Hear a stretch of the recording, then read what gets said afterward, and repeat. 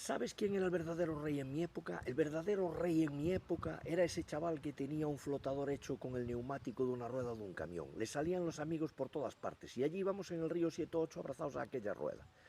Lejos de las colchonetas pijas que hay hoy en día, con forma de flamenco, transparentes, con forma de mano, con forma de sillón. Antes la colchoneta era roja y azul, de una lona durísima, horrible, y valía para arreglar, porque se le pegaban unos parches que se veían a kilómetros, y duraban prácticamente toda tu vida. La colchoneta no era ni para la playa ni para bañarse con ella, la colchoneta era para dormir en el camping.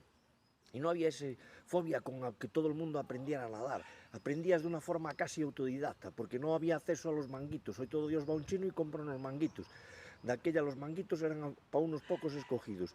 Y luego había esa boya rosa que te ataban a la cintura, que por motivos de seguridad te la ataban con un nudo porque tenían miedo a que soltara y andabas todo el día carretando aquello en la espalda como si no hubiera mañana. Realmente dudábamos de las capacidades de enseñanza de algunos, íbamos aprendiendo todos al tumulto en el río.